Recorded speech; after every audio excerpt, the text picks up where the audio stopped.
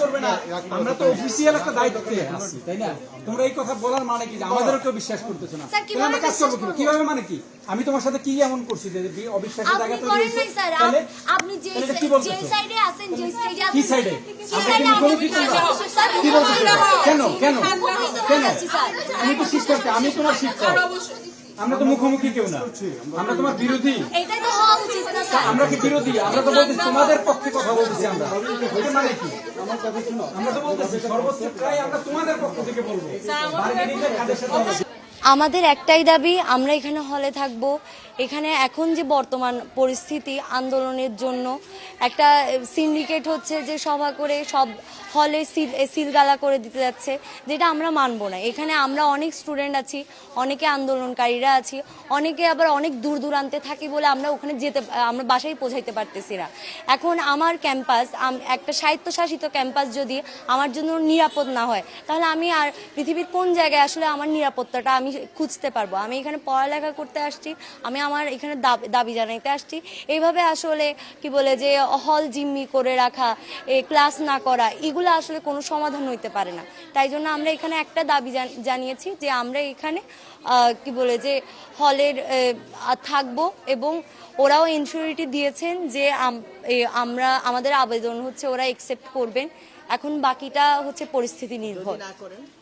যদি না করে তাহলে আমরা এখানেই থাকবো, এবং এখানেই হচ্ছে যে আমরা আমাদের দাবি বারবার জানাতে থাকবো যতক্ষণ ওরা হচ্ছে যে এই দাবিটা মানবে না, আমরা এখান থেকে সরবো না, হল ছাড়বো না। আমরা হচ্ছে হল ছাড়তে রাজি নই। এটা হুট করে একটা সিদ্ধান্ত নেওয়া অযৌক্তিক সিদ্ধান্ত আমাদের মতে।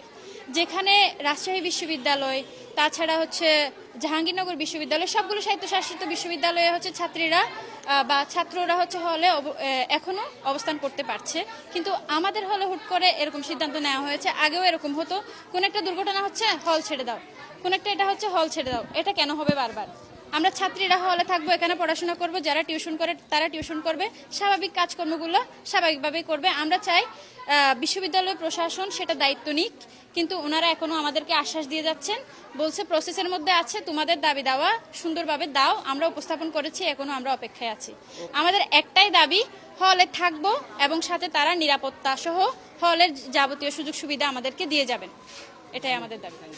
আমরা সাধারণ শিক্ষার্থীরা এই মুহূর্তে হল ছাড়তে যাচ্ছি না। আমাদেরকে প্রশাসন থেকে যেটা বলা হয়েছে, আমাদেরকে একটা অফিসিয়াল প্রসিডিউরের মধ্যে দিয়ে যেতে একটা আবেদন করতে বলা হয়েছে, এবং যারা হলে থাকতে চায় তাদের নাম এবং ইনফরমেশন চাওয়া হয়েছে।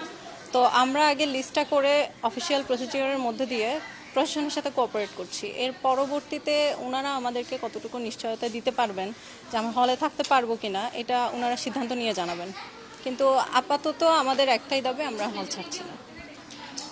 আমাদের দাবি মেনে না নিলে ওনারা আমাদের থেকে যে ইনফরমেশন বা যে ধরনের কোঅপারেশন চাচ্ছে, আমরা সেটা ওনাদেরকে প্রোভাইড করছি। এর পরবর্তীতে ওনারা যদি আমাদের দাবি মেনে না নেয়, তাহলে আমাদেরকেও সেভাবে আগাতে হবে। কারণ আমাদের দাবি একটাই, আমরা হল ছাড়ছি না, এর বাইরে আমাদের আর কিছু চাওয়া নেই। আমাদের সিদ্ধান্ত, আমরা কোনো মতেই হল ছাড়বো না।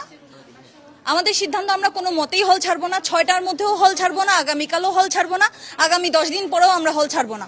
আমরা হলে থাকবো, আমরা আন্দোলনে যাব, আমরা আমাদের স্বাভাবিক কাজকর্ম করব। আমাদেরকে হল থেকে বের করার কোনো অধিকার প্রশাসনের নেই।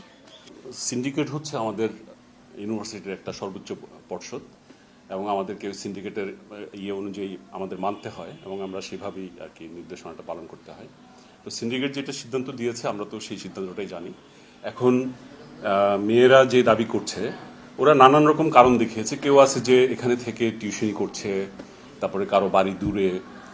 তো এগুলো আমরা বলেছি যে ওরা যেন অ্যাপ্লিকেশনটা দেয়, এবং আমরা এগুলো নিজেরাও আমাদের মতামত সহ আমরা পাঠাবো, আমাদের উপাচার্য মহোদয়ের কাছে পাঠাবো। তারপরে দেখা যাক আরো কিছু ওদেরকে সময় দেয়। হয়তো এমন হতে পারে যে 6টা টাইমটা বেঁধে দিয়েছে মেয়েদের জন্য, এটা হয়তো তারা চিন্তা করবেন যে এটা কখন কি করা যায়, হ্যাঁ এক্সটেন্ড করা যায় কিনা।